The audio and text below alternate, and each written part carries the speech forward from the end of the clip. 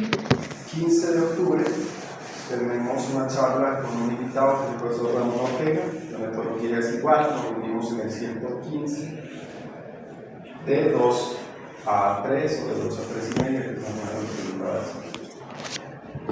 de el 22, recordemos que ustedes están en entregas, entonces pues sacamos el ratito para hacer la charla teórica que me corresponde a mí, y la evaluación, como hemos acordado del segundo corte, la haremos el 29 de octubre, es decir, para que no se crucen ni antes, porque yo no puedo mover al invitado y no quiero en la semana de entregas hacer entrega de trabajo y evaluaciones, yo no puedo.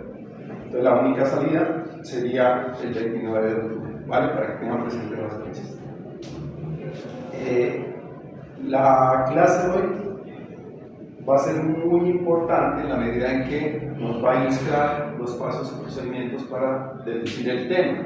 Si bien es cierto, ya vimos los tipos de investigación, una serie de conceptos preliminares y el tema como mecánica de resolución, pero nadie, o todavía pues no hemos pedido que de alguna manera se aterrice ese tema.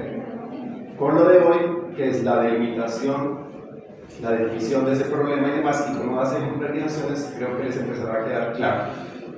Más lo que viene en esa charla teórica después del invitado, que corresponde a lo que son marcos teóricos, marcos conceptuales, la diferenciación entre marco teórico y marco conceptual.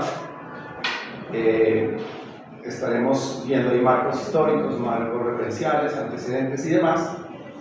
Y finalizaríamos en esa charla teórica con metodología. Entonces ahí básicamente ya tenemos como todos los puntos que se deben tener en cuenta en una investigación, sin importar el destino que ésta tenga, ¿cierto? Ya lo han visto ustedes, hay investigación proyectual, hay investigación de creación y hay investigación formal o tradicional, como nos explicaba la profesora Aspuntal.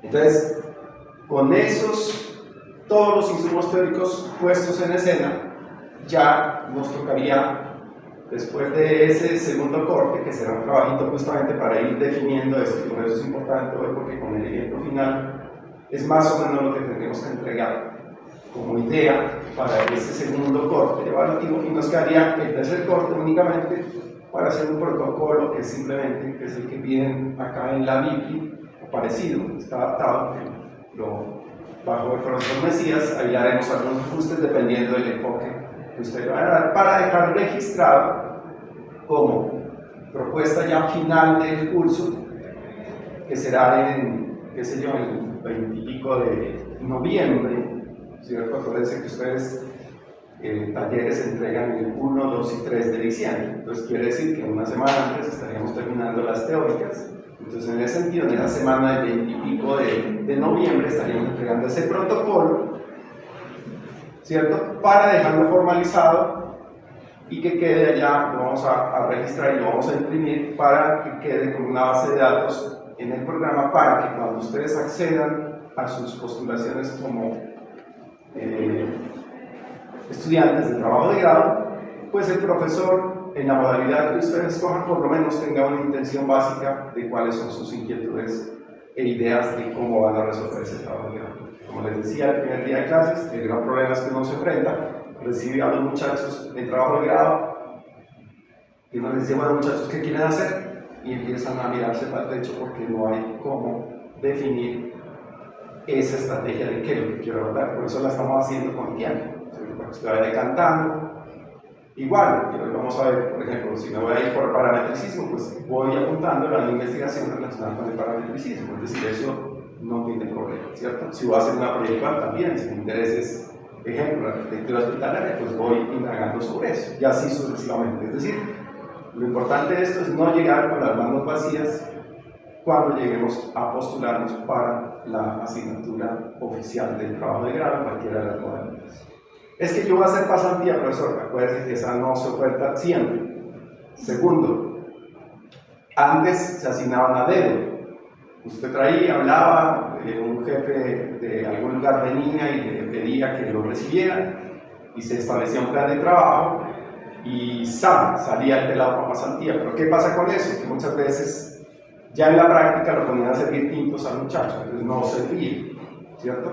Entonces ahora ya está normatizada, ahora hay unos promedios que exigen, usted se postula y es como un mini concurso, ¿cierto? Y se abren ciertos cupos, ¿no? Por ejemplo, si hay 5 oficinas que requieren arquitectos, entonces listo, se postulan, sacan los perfiles. Si usted tiene un buen promedio, por ejemplo, en tecnología y la pasantía es en urbanismo, pues no le va a funcionar, ¿cierto? Entonces le van a puntuar sobre las experticias y sobre las ventajas que usted tiene a nivel de su desempeño académico. Entonces, ya lo que voy es que, listo, hice pasantía, supongamos, se la ganó. Al final tiene que entregar un documento parecido al que entregan todos sus otros compañeros de las otras modalidades, ¿cierto? Entonces, en ese sentido, pues esto les tiene que servir para... Bueno, entonces vamos a empezar. Vamos a ver el problema, es lo que nos compete, es decir, qué queremos resolver en nuestra posibilidad de acceder a una investigación de cualquier orden que usted se decida caminar. Entonces, lo primero, existen estos elementos que se llama la guía de planteamiento del problema, que son los que vamos a desarrollar. Es decir, este es como el contenido de la clase de hoy, lo que vemos aquí, ¿cierto? Está el título, el tema, la identificación del problema. Miren que es distinto identificar un problema que formular el problema. Son cosas distintas. Delimitar el problema, justificar y generar unos objetivos. Esa es la meta del día de hoy, que la vamos a hacer muy sencilla, de manera de que cada ítem de esos va a tener un pequeño componente de pasos que se deben seguir, y lo vamos a animar con unos ejemplos para que ustedes los tengan claros. Listo. ¿Por qué dejo el título en rojo? Porque exactamente el título nace después prácticamente de yo haber realizado todo el proceso investigativo.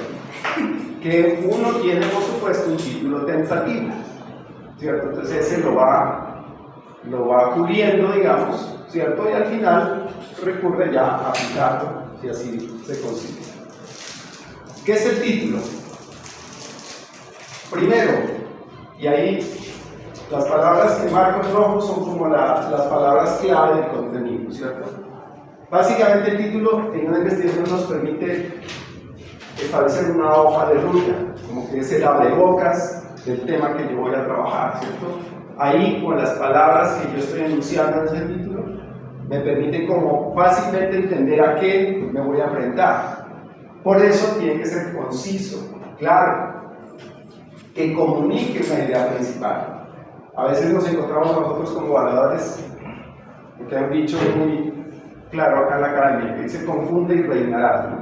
Entonces llegan y le meten cualquier cantidad de palabras rebuscadas al título, y entonces cuando empezamos con minucia a descomponer, pues no sabemos realmente qué es lo que quiere hacer el estudiante con eso, ¿cierto? Entonces, entre más claridad tenga en la definición de ese título, casi que nos debe dar como esas claves o esos enfoques en lo que se va a enfocar nuestro trabajo. Eso por un lado. Y por el otro, pues debe ser llamativo. Por eso yo le digo, acá usamos siempre palabritas que capten la atención, que nos seduzcan, que nos ilustren, que sea como agradable, ¿cierto? Que no sea como un tema ladrillo y entonces ya la gente como que no lo quiere ver. Entonces debe captar esa atención. Eso es muy importante, que facilite la búsqueda en línea. Acuérdense que ustedes son del mundo digital. Entonces usted dice diseño paramétrico, pues ahí hay unas palabras clave que lo van a llevar a toda la información que se contenga sobre ese tema. Entonces, si usted dice otras palabras diferentes a ese, por ejemplo, diseño paramétrico, pues lo puede llevar a otros tipos de diseño y no a lo que usted está buscando. Entonces, eso ayuda a enfocar, ¿cierto? Y al final, a veces, si ustedes se dan cuenta en esos títulos, dice, por ejemplo, estudio de la arquitectura años 1970-1980. ¿Qué está haciendo? el mismo título está ayudando a delimitar. Y eso es fácil para ustedes, ¿no? Que aquí nos llegan y dicen, vamos a estudiar la arquitectura de la ciudad de Pasto. ¿Pero de dónde? ¿De cuándo? La arquitectura de la ciudad de Pasto está inclusive desde la precolonia, preconquista, porque aquí habían ya viviendas en el Valle de Atriz. Entonces imagínense, tengo que fijar una fecha, ¿cierto? Si usted dice años 70, 80, pues ya acota el problema y nos le queda grande, ¿cierto? Y eso a lo largo de toda la charla vamos a ver que estos temas de tiempos, contextos, ¿cuál? Ciudad de Pasto. Entonces ya sabemos que no me voy a estudiar en Pianes, ¿cierto? Poblaciones, más adelante también lo vamos a ver. Entonces decimos arquitectura de la vivienda colectiva. Entonces es para unas poblaciones en específico, ¿cierto? Y no es toda la arquitectura de Pasto centrada en esos tiempos, sino que hay ya una población específica a la cual se dirige el estudio.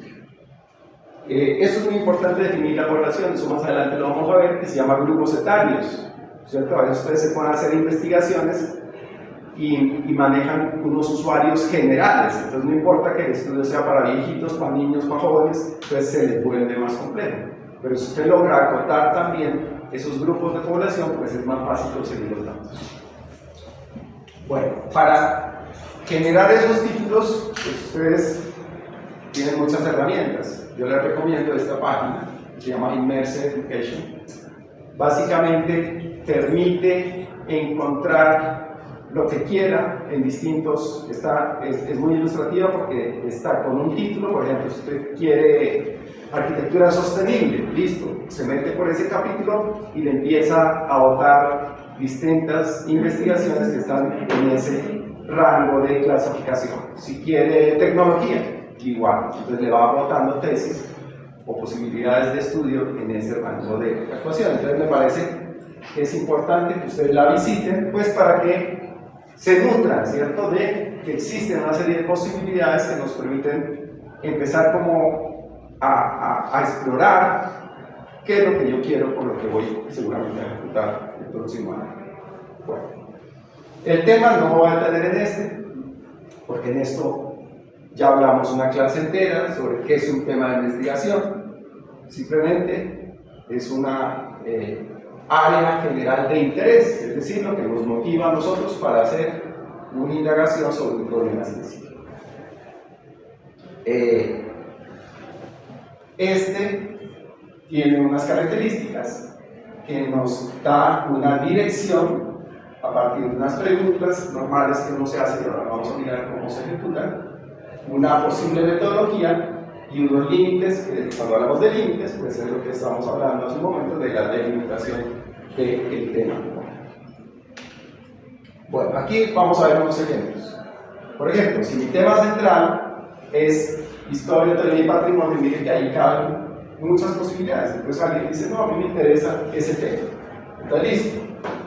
Entonces uno puede hablar de estudios históricos, de arquitectura patrimonial como subtemas o influencias culturales en el diseño. Y el que ven ustedes aquí, por ejemplo el de rojo, dice, vamos a colocar ese ejemplo, análisis de la evolución de las tipologías arquitectónicas. ¿Cuál es el problema que tiene esto? Pues que sigue siendo muy amplio. Tendríamos que, si me decido, porque este es como el tema grueso, pues ya sé que está en el mundo de la teoría del urbanismo, en estudios históricos, y este podría ser un posible tema que después lo endulzo y lo vuelvo título, pero miren que así como está, pues sigue siendo muy grande, ¿cierto? Se me vuelve inalcanzable. No tiene lugar, no tiene contexto, es decir, está en el mundo de las tipologías arquitectónicas, pero ahí cabe lo que quiera, porque hay tipologías formales, tipologías funcionales, tipologías tecnológicas, tipologías relacionadas con el entorno. Entonces miren todo lo que cabe aquí. Entonces eso se nos desborda. Y tomando como idea este segundo, por ejemplo, influencia de los signos figurativos, movimientos históricos en el diseño actual. Acuérdense, los signos figurativos son los movimientos a través de la historia de la arquitectura. Esa es pregunta del Saber Pro que les va a tocar el año entrante. ¿no?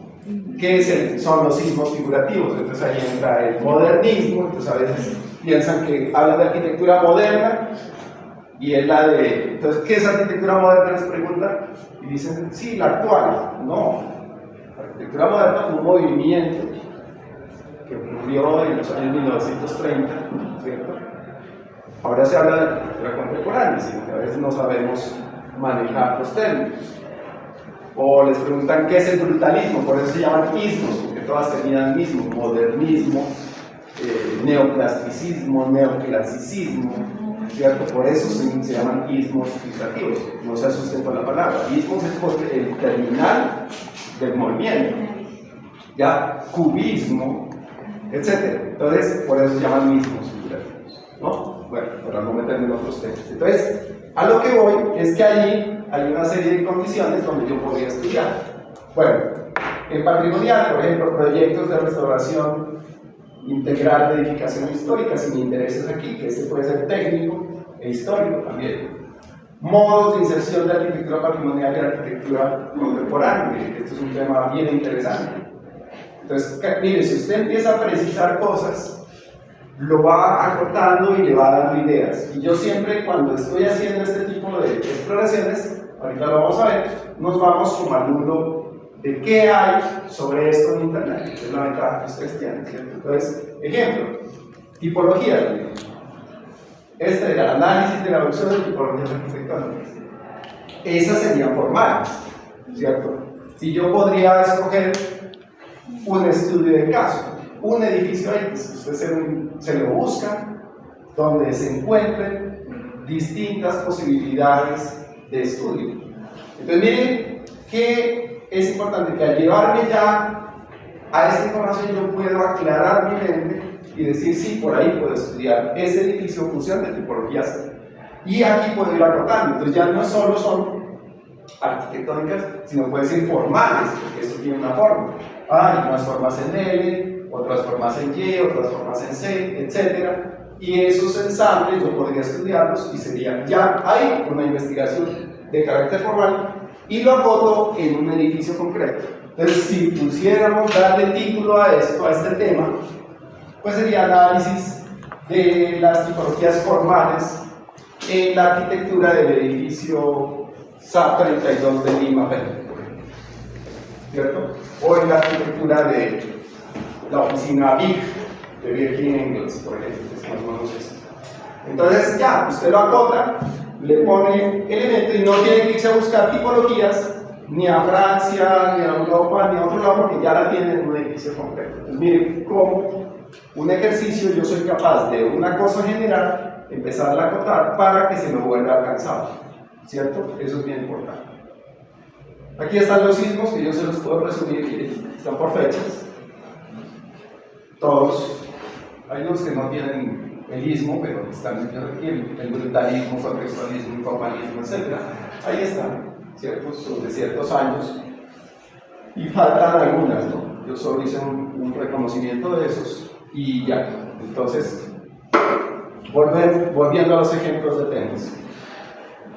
El tema es la sostenibilidad en el medio ambiente, que ahí le debe apuntar ahorita todas las exploraciones de ustedes como arquitectos, ¿no? Y los jurados, cuando ustedes se enfrentan a los jurados, la pregunta del millón que ellos siempre hacen es ¿cuál es su aporte? Y yo les haría la pregunta de su taller que está haciendo ahorita, en el semestre que esté, sea séptimo o lo que sea, sobre el tema de sostenibilidad. Y les apuesto que nadie dice nada sobre eso, ¿cierto? Ese es un valor agregado, ¿cierto? Y usted dice, mi proyecto es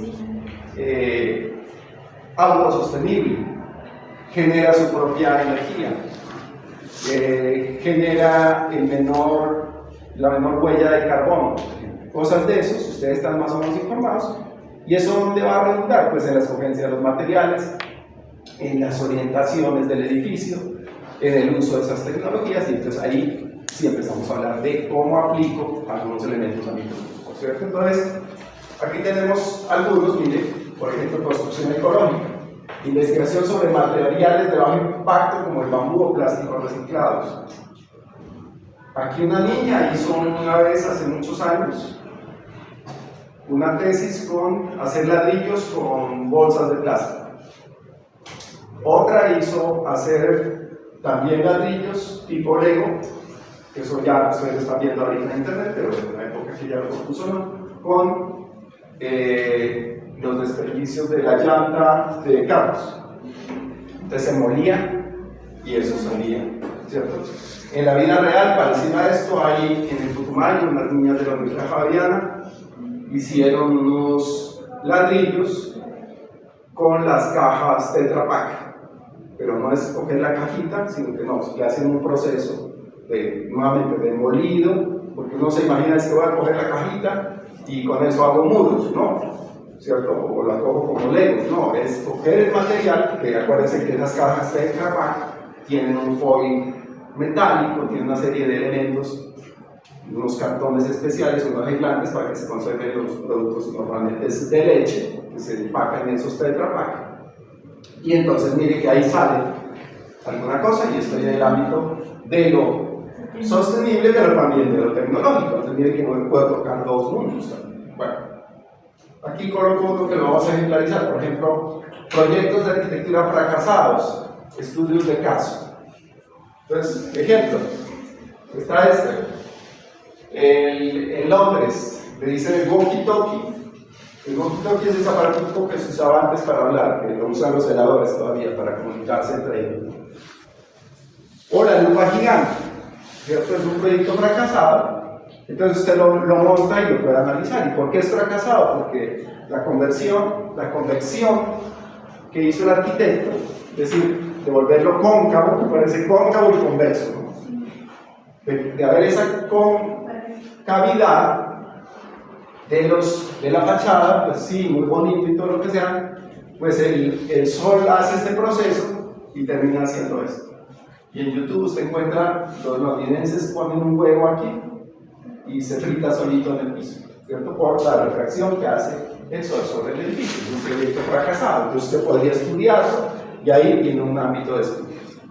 Otro, esto es en el tuburio vertical, en Sudáfrica, un proyecto de un tubo, un rascacielos tubular, estrato 21, digámoslo aquí, trayéndolo a nuestros estratos de Colombia, que terminó vandalizado. La gente que compró esto no se amañó porque el entorno nunca se mejoró.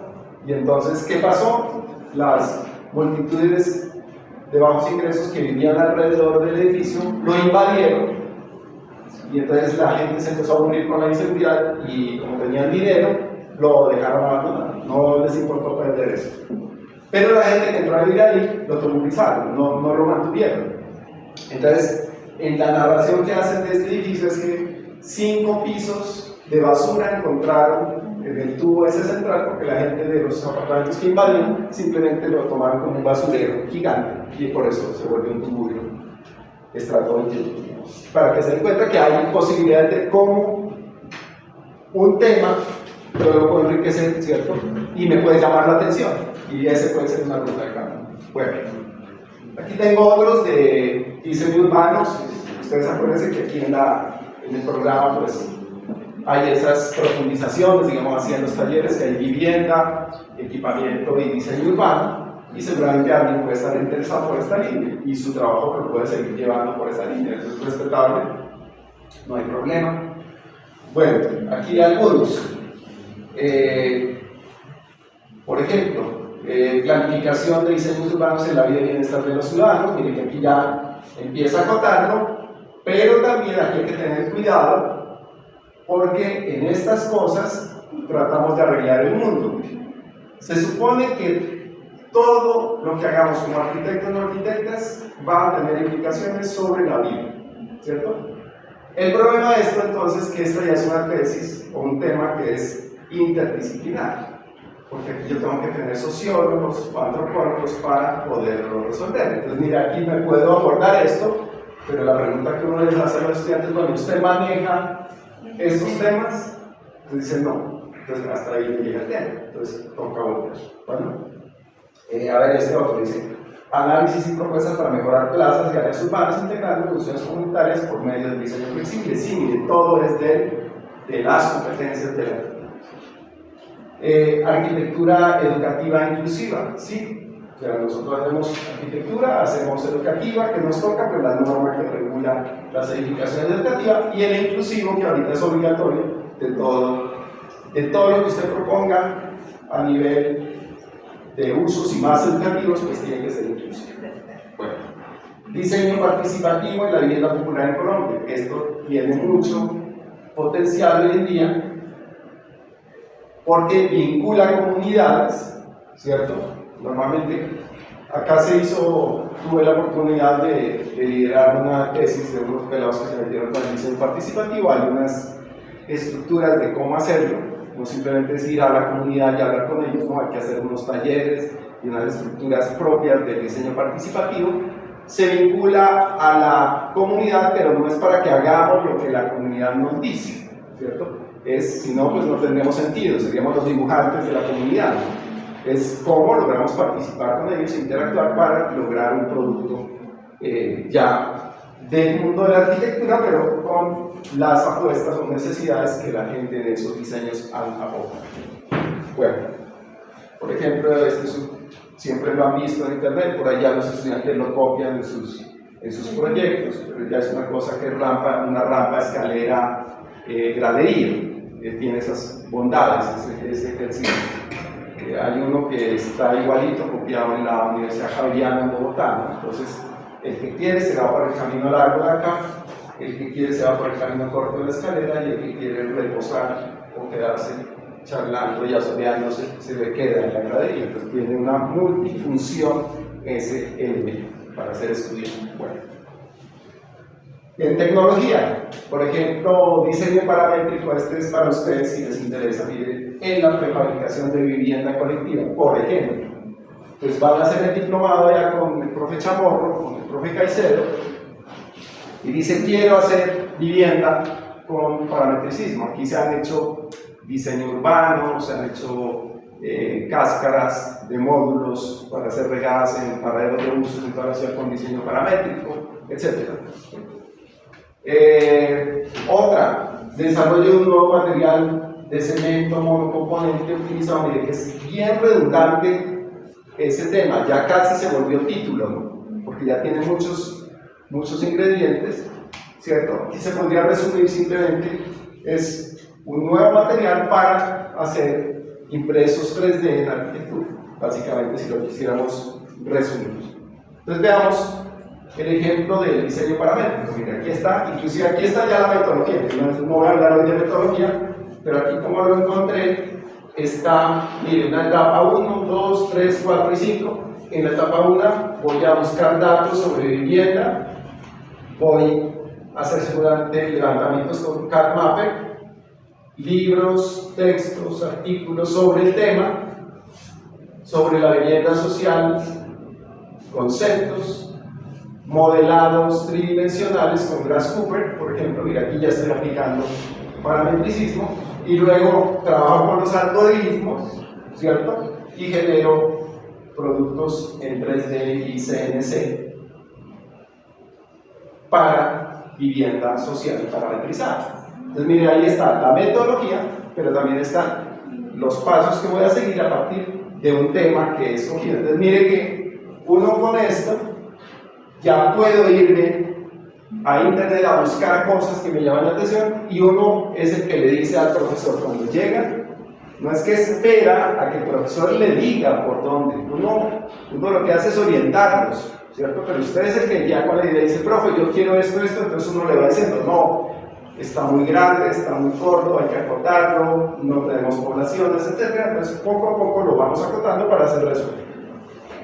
Y el segundo, mire, este es en la Universidad del Biobío en Chile, que simplemente, esta es una impresora 3D gigante para hacer edificaciones. Mire que están haciendo pruebas de muros y están ensayando, es un material nuevo que se comporta eficientemente cuando esos inyectores están inyectando ese concreto, ¿cierto? Para producir esos muros tipo salchicha, ¿cierto? Para hacer las impresiones tridimensionales en escala natural. Bueno. Diseño espacial arquitectónico, cómo la arquitectura carcelaria afecta a la salud mental y física de los reclusos. Entonces, mire que ahí también tema arquitectónico y debe ser multidisciplinar con personas que entiendan. Miren, médico, psiquiatra y alguien, un trabajador social, por ejemplo. Entonces miren que ahí es multidisciplinar, ¿no? Bueno. Listo. Punto siguiente, la identificación de ese problema. Entonces, ¿qué es la identificación? Simplemente supone el localizar y definir una situación, fenómeno o vacío que haya en el conocimiento que requiere un análisis y por supuesto una posible solución. Pero debe partir, y esto lo decíamos cuando hablábamos de los temas en las primeras charlas, de esos intereses particulares. Pero no solo es el interés, por eso yo aquí lo estoy remitiendo con estos ejemplos, es que tengo que tener búsqueda. Y eso que les digo yo, me meto a internet y busco, son observaciones empíricas. Acuérdense cuando explicamos ese tema del empírico, ¿qué es? Que simplemente yo voy capturando datos, ¿cierto?, sobre lo que está pasando, sobre una situación, y la investigación me va a permitir, seguramente ya con ciertos elementos, dar fiabilidad a eso que empíricamente estoy indagando, ¿cierto? Y por supuesto lecturas, es decir, si me voy a ver eso de la arquitectura carcelaria, pues hombre, ¿qué es lo mínimo que tengo que buscar? Pues arquitectura carcelaria, me meto a internet, busco qué es, cómo la han hecho, cuál es la historia, y ahí me salen unas líneas de tiempo seguramente, ¿cierto? Y yo puedo ir acotando, ¿cierto? Si usted cree que la cárcel de hoy es la misma cárcel de hace 50 años, pues posiblemente no, porque las mismas condiciones de los reclusos son distintas y las mismas leyes, y no sirve la cárcel para Colombia que la cárcel para otro país. Alguna vez un pelado hizo conmigo también un tema de un reclusorio por allá en el Guaviare, y era una granja. Ahí, si se vuela un preso, ¿para dónde corre? O sea, el mismo entorno es capaz de controlarlo. Entonces no habían rejas, no había nada, ¿no? Porque no se pueden volar, si se vuelan los mata a la selva. Entonces están libres. Y él me mostraba unos ejemplos en Dinamarca, obviamente es otra cultura, que esas cárceles no tenían muros, no tenían nada, eran como unos apartamentos donde el tipo ya tenía posibilidades de salir, trabajaba en el día y volvía a dormir en el reclusorio. Cosa pues que acá en Colombia no podría ocurrir porque es un tema cultural muy distinto. Bueno. ¿Qué más? Para identificar es necesario delimitar ese tema. Es decir, lo vamos acotando así. En lo que les he mostrado vamos como de lo general a lo particular, identificamos causas y consecuencias, buscamos antecedentes y siempre nos vamos a preguntar con la identificación, nos vamos a hacer una pregunta clara: ¿qué es lo que yo quiero con respecto a esa posible identificación del problema? Entonces aquí están los pasos que se sugieren para identificar el problema de investigación. Primero, pues el tema de interés, elegirlo de acuerdo a todas esas posibilidades, ¿cierto?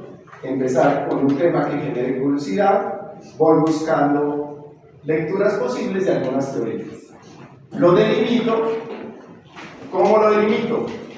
Como les explicaba, por temporalidad, por un fragmento de tiempo, por distintas perspectivas, por grupos etarios, por poblaciones, etc. Hago una descripción tentativa, pudiendo explorar límites geográficos y temporales también, analizar causas y consecuencias, es decir, identificar los orígenes del problema que quiero investigar. Reviso literatura, textos, revistas, tesis, portafolios, en el caso de nosotros, y hacerse una pregunta. Ahorita vamos a ver unos ejemplos de cómo hacer esa pregunta.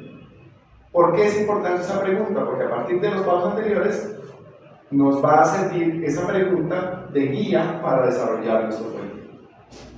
Justificar el problema, es decir, porque en el formato que yo les decía que al final tenemos que descubrirlo, que es el de la norma APA, hay una parte que dice justificación, y ahí usted tiene que redactar por qué fue importante el tema, ¿cierto? Pues por eso hay que estar consciente a qué es que nos metemos, ¿cierto? Porque yo no puedo meterme en un tema y después no soy capaz de justificarlo por qué y cómo lo voy a resolver.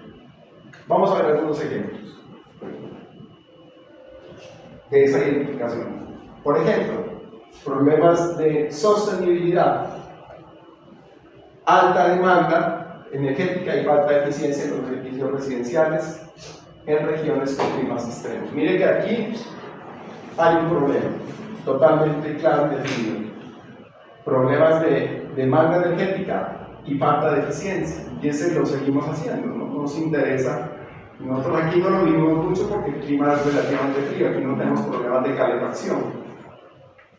En estos últimos días ha hecho mucho frío acá en Pasto. Y no, pues nos ponemos una chaquetica más y no pasa mayores, o me echo una cobija más en la casa y no pasa mayores, ¿no? Pero en lugares donde bajan temperaturas a menos 15, menos 50 grados, pues tengo que tener unos temas de eficiencia energética, y eso, pues nuestros edificios, particularmente aquí en el trópico, no están destinados a eso. Y lo mismo en el caso contrario, nos vamos a lugares calientes, edificios mal orientados, como nuestra Facultad de Artes, que está mal orientada en el sentido de que todo el sol de la tarde les pega a todos estos salones. A este le pega parcialmente porque este es un hornito, y no tanto, pero este es un hornito, porque aquí tiene que entrar el sol por ese policarbonato y fuera de eso filtra acá. Tiene poca ventilación y entonces es un hornito, ¿cierto? Entonces mire que aquí hay una situación que usted puede resolver. Urbanísticos, espacios verdes, carentes, escasez. Dicen que Pasto tiene, en uno de los estudios que nos muestran siempre los estudiantes, que según la esta de salud internacional, no recuerdo, pide no sé cuántos metros cuadrados por habitante, y nosotros tenemos, creo que son 14 metros cuadrados por habitante, y nosotros tenemos algo así. Bueno. Problemas de patrimonio, pues obviamente estamos en una ciudad patrimonial, tenemos problemas en el centro histórico, y aquí podría hacerse cualquier exploración al respecto, o problemas de accesibilidad, por ejemplo, los temas que normalmente nos tocan todos los días, no solo en la accesibilidad de nuestra facultad, sino en la ciudad. Andenes discontinuos, es decir, pocos elementos para la arquitectura y el urbanismo inclusive. Bueno, formulación. La formulación del problema es el proceso de transformar una idea inicial en un problema claramente delimitado y expresado, que se centra con una figura principal, con una pregunta principal que guía todo el proceso. Y esa pregunta nos define esto. Pueden ser variables, ahora lo vamos a ver en un ejemplo, poblaciones, ya lo dijimos hace un rato, contextos o lugares, y periodo de tiempo, que es ese acotamiento cronológico, ¿cierto? Y esto nos permite que el problema pues, se pueda investigar, pueda verificarse y genere un aporte al nuevo conocimiento. Vamos a ver algunos ejemplos de esas preguntas. Volviendo allá a la sostenibilidad de tecnología, mire, por ejemplo, ¿de qué manera el uso de tecnologías de construcción prefabricada puede reducir el impacto ambiental de proyectos de vivienda social en zonas de alta densidad urbana? Ahí hay una pregunta. ¿Qué le faltaría? Seguramente acotarla ya en un lugar específico, ¿cierto? Con unas poblaciones específicas, pero ahí ya yo puedo tener claridad sobre esa formulación. Otra, y esta pregunta orienta todo, ¿cierto? ¿Qué tengo que hacer aquí? Mire, buscar las tecnologías de construcción prefabricadas, buscar el impacto ambiental que estas generan, ¿cierto? Y luego buscar elementos relacionados con la vivienda social. Entonces mire que las mismas palabras que generan esa pregunta, yo la puedo entrar a descomponer, y esa descomposición me permite ir buscando fuentes para alimentar toda esa información que me pueda ayudar después a responder esta pregunta. Patrimonio, cuál es el valor cultural de los centros históricos de las ciudades coloniales en Colombia y cómo puede su arquitectura ser revalorizada y adaptada a las necesidades contemporáneas. Mira, hay un tema de reciclaje, de valoración, este está más acotado, de ciudades coloniales. Entonces usted se va al periodo colonial, le está dando una línea de tiempo. ¿Ustedes creen que pasó de arquitectura colonial? ¿Qué dice? ¿Dónde organiza? ¿Qué dice? ¿Qué dice? El Pasto. Si no dice Popayán, sí. ¿Ah?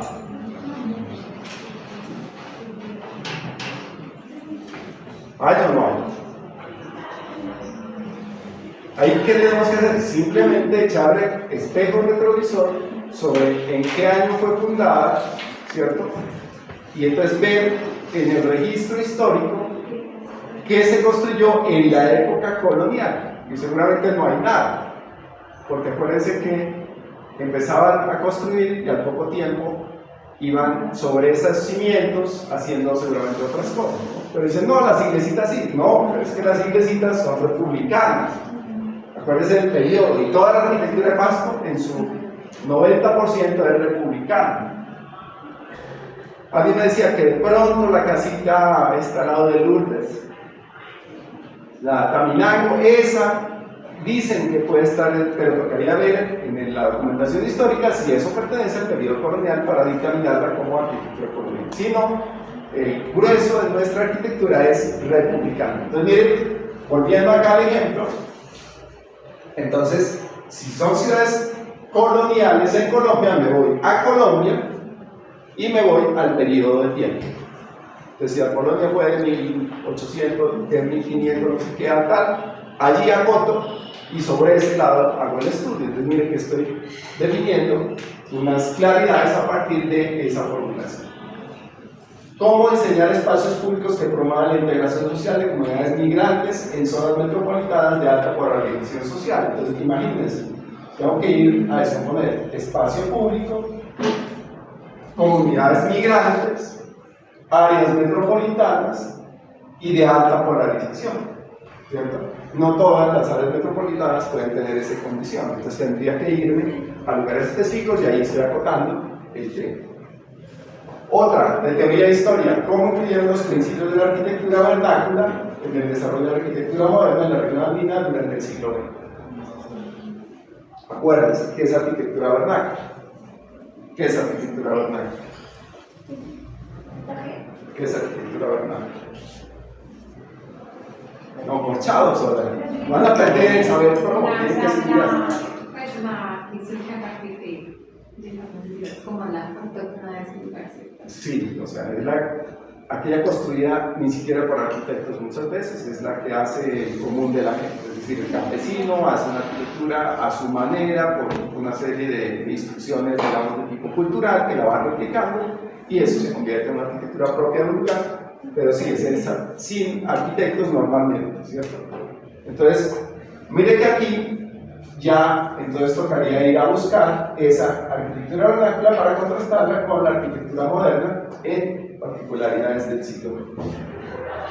Y de la última, arquitectura de salud, cómo el diseño de edificios hospitalarios puede optimizar el bienestar de pacientes y personal médico a través de la incorporación de elementos naturales y luz diurna. Entonces, miren, ahí clarito la pregunta está orientando, entonces tengo que ver seguramente estudios de caso relacionados con edificios hospitalarios, aquí como condiciones médicas de los pacientes que seguramente se mejoran por medio de ese tema de estar incorporando elementos de luz natural diurna y natural, por supuesto. Entonces, a partir de eso yo puedo acotar y definir mi formulación del problema.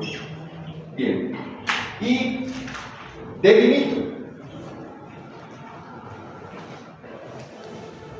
¿Para qué la delimitación? Primero, define claridad, me enfoco. Mire, aquí encontraba el otro día una niña, acá en la oficina, llegó y yo la veía con un tester midiendo una cantidad de los tomas que tenemos allá en la oficina y todo eso. Y yo le dije, ¿usted qué está haciendo? Pues no, profe, estoy haciendo una investigación. ¿Qué va a hacer? No, es que voy a dejar la facultad con mi tema de investigación, la voy a proponer un tema de domótica en y automatización en toda la facultad de artes. Y yo le decía, ¿y para qué está tomando muestras allí? Entonces dicen, no, para saber si esos tomas sirven o no sirven y en la propuesta se pueden reciclar. Entonces ahí ya le dije, ahí ya tenemos un problema. Entonces le hice la pregunta, ¿su trabajo es compartido allá con los de ingeniería de sistemas seguramente? Me dijo, no, lo estoy haciendo solo. ¿Y usted sabe de domótica y automatización? Pues sí, he hecho unos cursitos, no sé qué, pero bueno. Entonces ahí ya había un problema, porque estaba saliendo de la experticia nuestra, que sí podemos conocer los fundamentos, pero no expertos como para ya hacer una propuesta de domotización de toda la facultad, ¿cierto? Bueno.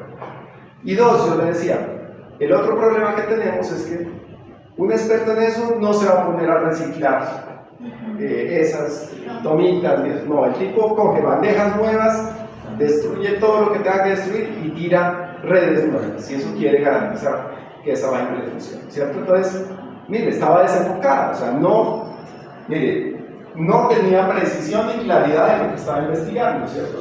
Y no sabía, yo le decía, ¿cuánto le vale entonces? Yo le decía, si usted tiene que contratar un ingeniero de sistemas más un ingeniero eléctrico más otra serie de disciplinas, ¿tiene el dinero para hacer eso? Le decía. Entonces me dice, no, pues me toca meterme la mano al bolsillo, pero bueno, entonces imagínense, ahí hay un problema de recursos, no solamente económicos, sino también físicos, y el tiempo, porque ella no puede medir cuánto se va a demorar en ese proceso, ¿cierto? Porque depende de otras disciplinas. ¿Qué más nos ayuda el tema de la delimitación? Pues perderse en un campo demasiado amplio. Usted lo acota. Entonces, si voy a hacer la domotización de la Facultad de Artes, pues sí, pero ¿de qué? Entonces, seguramente del área administrativa. Y ya con eso, usted dice, eso lo puedo resolver en un año o lo puedo resolver en un semestre, como quiera. Pero si es de toda, pues seguramente va a necesitar más gente. Entonces, mire que ahí ustedes mismos tienen que ir aportando eso. ¿Qué más nos permite la delimitación? Redacción clara, que ahorita lo vamos a hacer de los objetivos, la hipótesis y una metodología. Como les mostré esa metodología del diseño paramétrico, fase 1, fase 2, fase 3, fase 4, y claramente eso me va orientando cómo desarrollar el trabajo. Asegura relevancia, es decir, lo que les acabo de contar, con elementos que conecten nuestro trabajo con las experticias que nosotros tenemos, o si ya tenemos que vincular a otros, pues ya es un tema multidisciplinario. Y favorece la originalidad, permite encontrar nuevos enfoques novedosos sobre un tema en específico. Bueno, vamos a ver entonces los pasos o partes que inciden en esa habilitación. Primero, repasar conocimientos previos sobre el tema de mi interés, ¿cierto? Lecturas, trabajos, talleres, clases, etc. ¿Para qué? Pues para comprender mejor lo que voy a hacer. Segundo, criterios de esa delimitación. Primero, generar una delimitación general, luego lo vamos concretando como les expliqué, y tenemos que tener los siguientes criterios. Nos podemos hacer esta pregunta: ¿qué, quién, dónde, cuándo y cómo? Entonces, ¿qué aspecto del fenómeno quiero estudiar? ¿Quiénes intervienen en ese proceso? Es decir, las poblaciones. Aquí se denomina, ustedes van a ver unas tesis que le llaman aquí delimitación poblacional. Contextos, es decir, ¿dónde está ocurriendo? ¿Cierto? Eso se llama delimitación geográfica, si es Pasto, si es Colombia, etc. ¿En qué periodo? Se llama delimitación temporal. ¿Sí? Y enfoque, es decir, la perspectiva.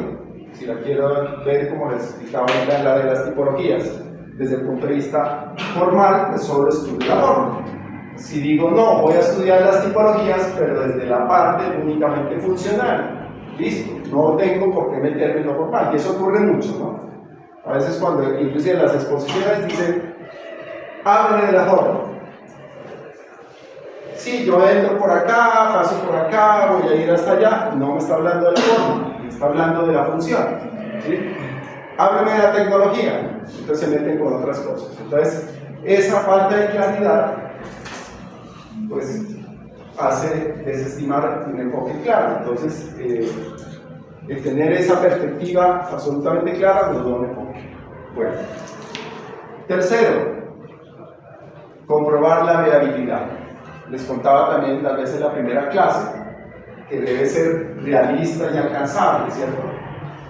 Hay suficiente información. Yo les contaba el tema que quería yo hacer una investigación sobre las casas en Pasto. Tenía la información y cuando ya fui a acceder a la información, la señora me dice, el hijo de la señora me dice no, porque la señora no quiere prestar esos planos. Entonces hasta ahí llegó todo. Ya, tache, cierre y vámonos porque no era viable el proceso. Se tiene acceso a la población o contextos a estudiar, eso es muy importante. A veces ustedes dicen, sí, voy a hacer encuestas, me voy a meter allá al barrio popular a hacer encuestas. Entonces ya hablaron con los... Por eso, dice, qué miedo, no los dejan entrar, ¿cierto? Y dice, ¿para qué? ¿Y cuánta plata nos van a dar? O sea, ahí. Entonces, desde el escritorio, usted puede tomar partido de muchas cosas, pero si eso no lo aterriza a una viabilidad, pues entonces el proyecto se le cae, ¿cierto? Tiempos y recursos disponibles, entonces también. Esto es muy importante. Se quiere graduar en 6 meses, que opte la profundización en parametricismo, que es en 6 meses y salgo. Eso dicen. Terminan demorándose año y medio más, ¿no? Porque no midieron todo lo que hay que hacer, ¿cierto? Y estos recursos. No, es que voy a hacer 5 maquetas, no sé qué. Cada maqueta me vale $1 millón, entonces ya son 5 millones de pesos. Cuando llega la realidad, entonces no es posible, no es viable. Entonces miren que esa viabilidad es muy importante en este proceso de limitación. Esto es muy importante y ustedes tienen que hablar entre ustedes, porque dice contrastar con expertos, ¿cierto? Y con ustedes, es decir, con iguales. Y esto es muy interesante porque uno socializa. Miren lo que les contaba con esa niña que me encontré por allá, pues si ella hubiera preguntado, no el profesor de turno, porque es que a veces ocurre que cuando uno está liderando un trabajo con estudiantes, muchas cosas se le quedan a uno, ¿cierto? Y a veces es bueno traer una visión externa que le permite ampliar el panorama de las cosas, ¿no? Entonces es muy importante contar con profesores, tutores, con otros estudiantes que le ayuden a definir la idea. Yo creo que ya a estas instancias del nivel en que ustedes están ya son capaces de hacer crítica, autocrítica y una crítica constructiva para su compañero, ¿cierto? Esa mirada externa pues, nos permite apoyar, nos permite entender otras cosas y recibir comentarios en el inicio, porque esto no lo necesitamos es para el final, es ahorita, porque ya aquí cuando ya hemos hecho el proyecto, ¿para qué pido comentarios? Entonces no es al final, es al inicio, para que abortemos el tema o nos busquemos otro. Entonces, contándoles el ejemplo de esta chica, pues terminamos, pues yo no era el profesor, yo de metido que estaba allí, entonces le dije, ¿por qué más bien no coge la Facultad de Artes? Un tema más pertinente es que esto no cumple el tema de inclusividad. Entonces, vayas a la norma educativa, ¿qué le pide? Y homologue este fragmento de la facultad a que le cumpla la norma educativa, creo que es la 2565, ¿cierto? Y entonces, ¿qué le toca ir? Estudia la norma, levanta unos planos, que eso sí es del resorte de ella, dice, mire, ejemplo, estas puertas en un terremoto nos dejan muertos a todos aquí, ¿no? Porque abren para adentro. Entonces, lo primero que nos dice la norma, deben abrir para afuera, pero ¿cómo abrimos para afuera esta, por ejemplo? Mire, la que tenemos ahí. Si usted abre y le rompe la nariz al que vas haciendo el otro salón, ¿cierto? Mientras que los del otro lado sí se pueden voltear porque hay un espacio de una franja, de unas como posetas que hay adentro, entonces sí se pueden abrir de afuera, de adentro hacia afuera y no obstaculizan la circulación de los corredores. Entonces, mire, ahí ya hay una acción facilita. 2, si esos y este salón están mal ubicados con el tema bioclimático, ¿qué proponen? Pues unos parasoles, unas cosas de arquitectura pasiva que permitan refrescar y mejorar las condiciones de habitabilidad. Entonces miren que con eso fácilmente el tema fue redireccionado y el otro me lo encontré, ¿qué? ¿A mí qué? Pues sí, el profe está haciendo lo que usted me dijo, pero ya, clarita. Entonces, con eso ya la persona puede resolver. Bueno, y redactar la delimitación en una frase clara, ¿cierto? Es decir, de aquí prácticamente sale el posible título. Y por eso les decíamos al comienzo de la charla que el título se figura después de todo este proceso, ¿cierto? Y ese tema pues debe ser comprensible para cualquier persona, ¿no? Porque es que normalmente nos metemos también con unas palabras rebuscadas que hacen que la gente se confunda y no pueda resolver. Bueno, veamos algunos ejemplos.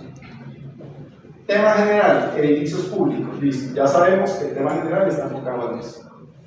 Delimitación espacial. El lugar específico donde se realizará el estudio, en este caso, Centro Histórico de la Ciudad de Pasto. Ahí está claramente acotado. Delimitación temporal, en un periodo de fecha entre el año 2020 y 2025. Es decir, lo que esté fuera de este rango, yo no lo voy a estudiar, ¿cierto? Pues toda la información va a ser con estadísticas o lo que usted quiera, información planimétrica, únicamente de estos años, de ese periodo entre el año 2020 y 2025. Delimitación temática, miren, me voy a enfocar solo en los usos de los edificios patrimoniales. No me interesa ni la estructura de los edificios patrimoniales, ni las formas de los edificios patrimoniales, sino cómo los están usando, ¿cierto?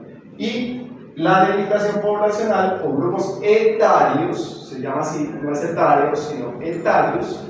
Esos grupos etarios significan grupos de edad, simplemente, ¿cierto? Entonces, cuando se habla de grupos etarios, es que hay los niños que están clasificados desde tal edad hasta tal edad, los jóvenes de tal edad, los adultos mayores, etc.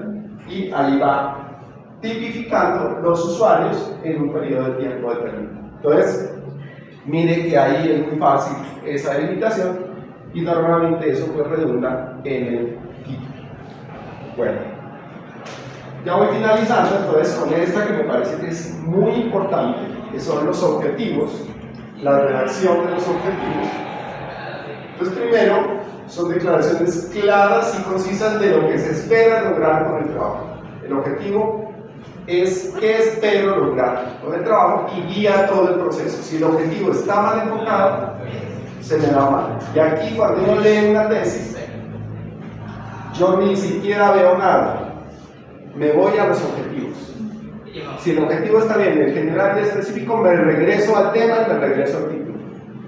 Y si las conclusiones están bien hechas, leo los objetivos y me voy a las conclusiones. Si están mal hechas, no tienen relación. Entonces, mire que eso se llama relaciones transversales, para que entiendan que esto no es que a la loca a uno le mando a hacer los objetivos, a otro le mando a hacer, no.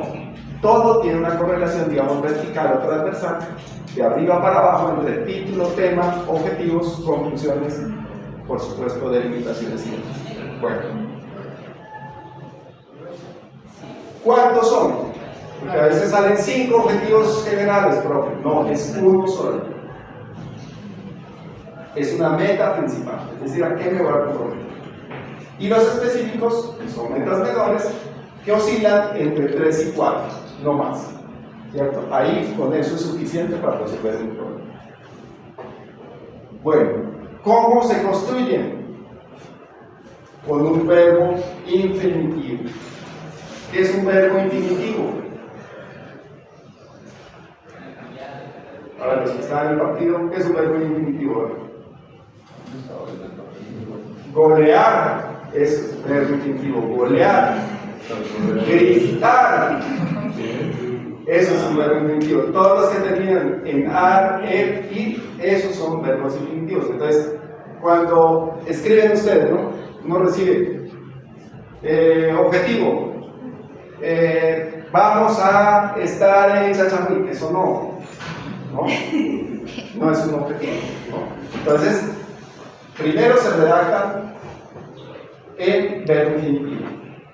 Deben ser alcanzables esos objetivos, deben ser claros y deben tener una finalidad específica. Ahorita vamos a ver unos ejemplos. Bien. Primero, en lo posible involucrar un solo logro. No se comprometan más. A veces sí hay varios logros, pero si hay varios logros, quiere decir que no está bien delimitada y nos vamos a enredar. Entonces se sugiere que es un solo logro, ¿cierto? Para llegar en forma concreta y no ambigua a un resultado específico.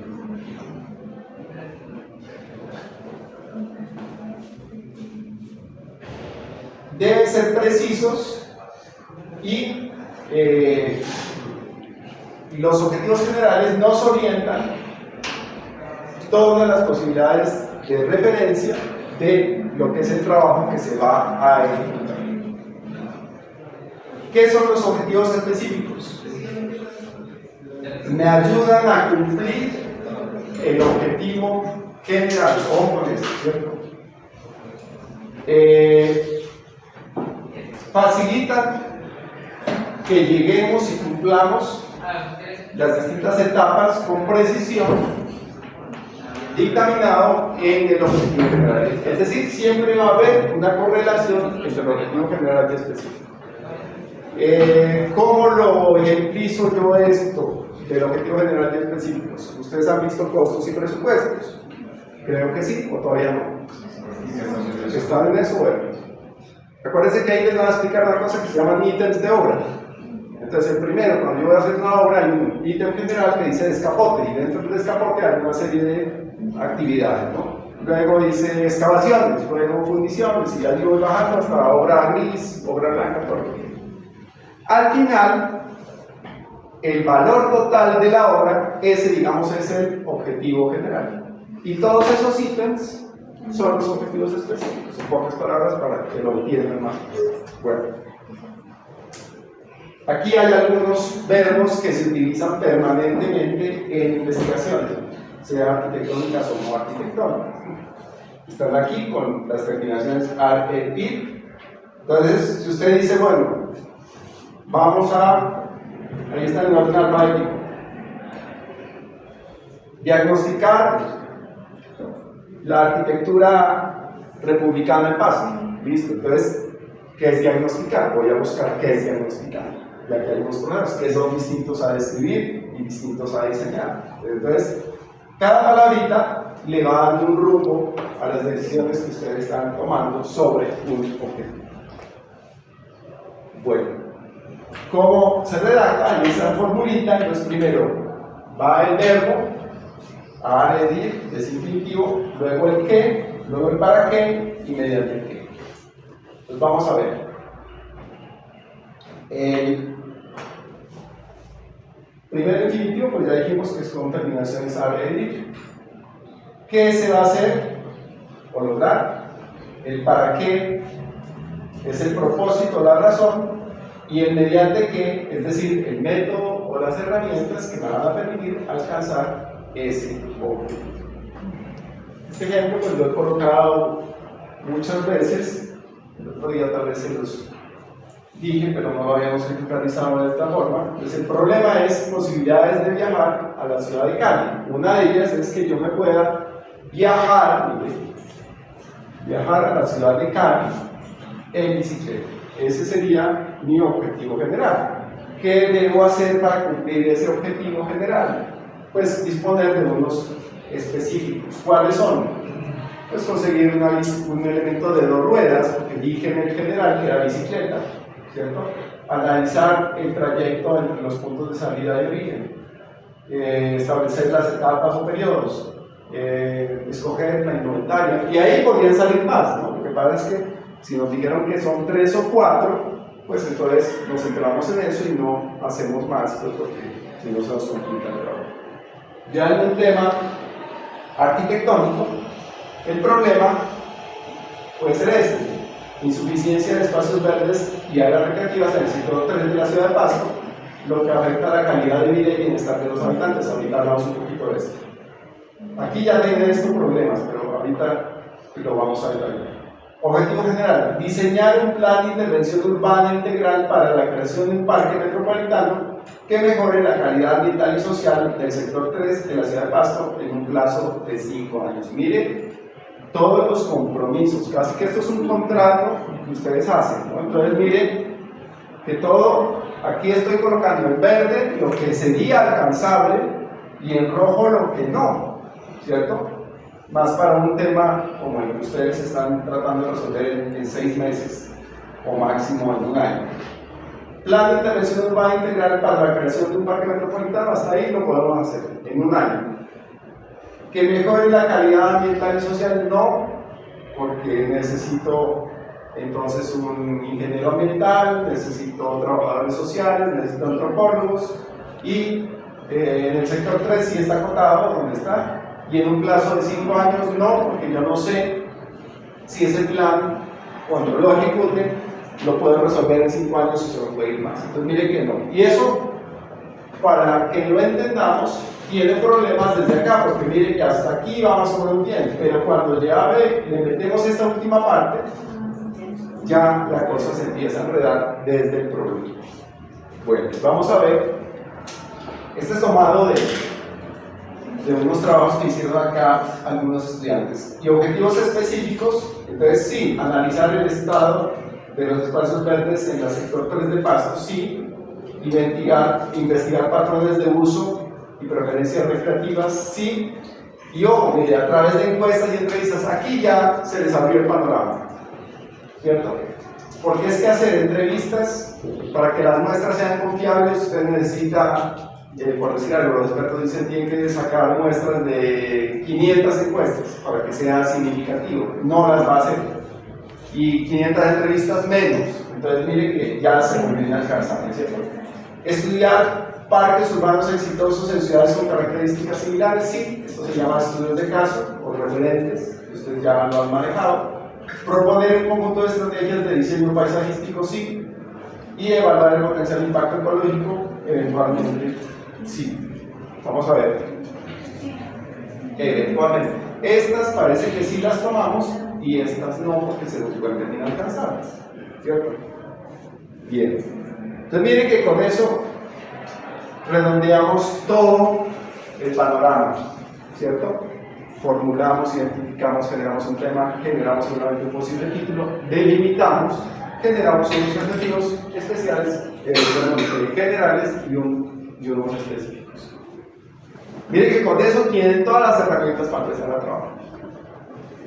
Entonces, esta más o menos será la tarea y ahorita vamos a ver un ejemplo elaborado con un tema mío para que ustedes vean cómo, y a esto me interesa que le pongan cuidado porque ya es de lo que vimos en teoría, cómo ya hacemos la aplicación concreta a un hecho específico. Pues miren, título, dijimos que era donadito, ¿cierto? Entonces, casa habitada, casa transformada, razones de los cambios, y es posible en este momento que esto se cambió, se llamaba así personalité, pero después los juzgados dijeron que esa palabra era una palabra francesa, que más bien busquemos otra cosa, y se le puso ya vivienda personalizable, ¿cierto? Y tuvo que estudiar de dónde venía la palabra personalizable para poder entender qué era eso. Y tocó irse como a la palabra convertible, y más a un carro convertible. ¿Qué es un carro convertible? Que yo lo puedo obtener de una forma, o capotado o descapotado, en pocas palabras. Entonces, eso de ahí salió la palabra personalizable. Pues, título. Tema, cortico. La vivienda personalizable, o personalité en ese momento. Problema. Entonces, mira, aquí ya empiezan unas preguntas. ¿De qué tipo son los cambios y transformaciones de la vivienda y su espacio público? Porque aquí estaba comprometiendo con la vivienda, en ese momento, con el espacio público, inmediato y la vivienda social en los últimos 40 años en la ciudad de Bogotá. Mire, hasta ese momento, el problema es gigante, ¿cierto? Después, entonces, con las observaciones se empieza a acotar. Entonces, ya no nos metimos mucho con esto, se acotó mucho más y se finalizó no en toda la ciudad de Bogotá, sino en un barrio, que es el barrio San Cristóbal Sur de la ciudad de Bogotá. Entonces, ahí ya fue más manejado, ¿cierto? Porque si no, en los 2 años que tenía para hacer esto no me iba a alcanzar ni el tiempo ni los recursos para lograr. Entonces mire que se parte de un problema grande y poco a poco se va cortando. Otra pregunta de investigación era cuáles son las razones que motivan los cambios y transformaciones de la vivienda en su espacio público en la vivienda social. Entonces igual, de aquí ¿qué se conservó? Las razones que motivan los cambios de la vivienda y las transformaciones de la vivienda. Hasta ahí. ¿En dónde? En un barrio, San Cristóbal, en la ciudad de Bogotá y Parejo. Variables de estudio. En todo se tenía esa intención, en lo formal, en lo funcional, en lo técnico constructivo, en lo ambiental. Razones de los cambios, rechazo y conformismo, razones económicas, razones culturales, razones legales y razones de confort. Esa, como primera idea, fue así, por eso la traigo aquí. Es más o menos como la primera idea que ustedes tienen, que después se va decantando, para que ustedes vean como los dos mundos, ¿cierto? Entonces miren, aquí está lo que hablamos de la edificación. En los últimos 40 años, vivienda estrato 1 y 2, sí, puede ser. Usuarios de vivienda estrato 1 y 2, Bogotá, y aquí ya, San Cristóbal, barrio San Cristóbal Sur, que pues ya se acotó, ¿cierto? Por eso es clave en ese momento ya la delimitación. Justificación. Aquí se hicieron varias. Una, ¿por qué era importante este problema? Desde el ámbito arquitectónico, porque existen una serie de recursos, no solo físicos, técnicos y económicos, que están en juego en la redacción y ejecución del proyecto arquitectónico y de algún modo se despilfarra cuando el usuario de la vivienda ingresa a la vivienda. Para que yo les decía, una casa que no se ha usado nunca y tenemos toda la plata del mundo, que un enchape nuevecitico, y al otro día, como no me gustó, lo mandamos devolver para poner el que sí me gustó. Entonces, mire, eso se llama despilfarro, ¿cierto? Entonces, aquí logramos, a través de esa justificación, entonces hago una pregunta: ¿por qué no mediar y racionalizar la acción, en este caso del arquitecto, con la acción del usuario? Y eso se llama, pues, diseño participativo. Pues yo indago a las comunidades que enchapes le gustan, o hago, si no tengo esa posibilidad, entonces dejo lo que he estado observando hoy en día, un elemento en obra gris para que otro lo termine. Y esa práctica seguramente la usamos en otro elemento como referencia. Entonces miren que ahí hay una justificación desde lo arquitectónico. De lo cultural, pues existen razones que por qué hacen que el usuario cambie la vivienda. Entonces había algunas que era por el ego, porque mi vecino le puso 3 pisos y yo quiero 3 pisos para ganarle. Entonces, fin, construía yo más cosas, ¿cierto? Entonces, ahí hay unos temas sociales y culturales que me obligan a hacer esas transformaciones. ¿Qué más? Pues que hay una brecha en el quehacer arquitectónico que normalmente actuamos solos, ¿cierto? Cuando en esto deben existir colaboraciones entre arquitectos, ingenieros, sociólogos, trabajadores sociales, etcétera, para entender un poquito esas razones y transformaciones del espacio arquitectónico. Bueno, y este era el objetivo general. Entonces, con la investigación era analizar, mire, los cambios y transformaciones en la vivienda, como dijimos, ya no fue el espacio público, y por qué se hacen esos cambios en el barrio San Cristóbal. Entonces aquí ya me queda claro, mire, ¿cómo voy a hacer esto? Mire, ¿y cómo voy a hacer esto? Seguramente tengo que visitar, levantar planos, ver planos de cómo les entregaron a ellos las casas, ver en el tiempo cómo se fueron transformando en ese lapso y yo tomar cuenta de esas razones de por qué ellos cambiaron las viviendas. Específicos: comparar el diseño de la vivienda en su estado original comparado con el estado actual, las razones que motivaron los cambios, los aportes y desaciertos de esas transformaciones y producir un modelo arquitectónico nuevo. Entonces mire que el compromiso mío era hasta producir, porque era investigación proyectual, producir un nuevo elemento arquitectónico que recoja todas las necesidades de esas transformaciones que había realizado el usuario. Aquí hay unas variables que son variables dependientes, que es la transformación de la vivienda, es el efecto que se produce, y la independiente son tiempo, acciones, diseño apropiado, necesidades insatisfechas y más metros cuadrados. Todo eso se resume en este mapa conceptual. Acuérdense, en una charla había el árbol de problemas, había el mapa conceptual, había el mentefacto, había una cantidad de posibilidades de instrumentos para ustedes sintetizar y organizar. Aquí el problema, que es el tema de hoy, pues está acá están los objetivos específicos y las variables y todos los elementos ya estructurados de una manera gráfica que nos permiten después estructurar el documento escrito. Listo, muchas gracias y por ahora pues, la propuesta es por duplas, es decir, por parejitas, empezar a trabajar.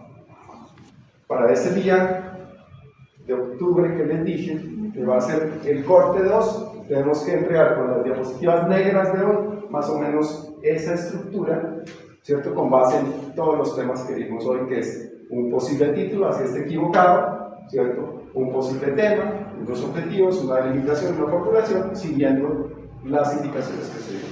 Igual, este material se los cuelgo en el Slack y en el Claro para que les sirva de guía más o menos. No es que me copien, porque no es la idea, pero que les sirva de guía, ¿cierto? Para que tengamos esa estructura clara. Si la tenemos clara, entonces, ¿qué nos va a pasar? En el último mes de noviembre, que nos queda una charla en noviembre, creo que es de un arquitecto Franco Rodríguez, nos queda otra charla en noviembre del arquitecto Fonseca y nos quedan 2 teóricas que en esas vamos a evaluar el avance de esto que me entregan en el segundo corte y ya hacen ustedes el protocolo final, que es el que queda como examen final. Y ahí tenemos todo el panorama de la asignatura. Muchas gracias. Gracias.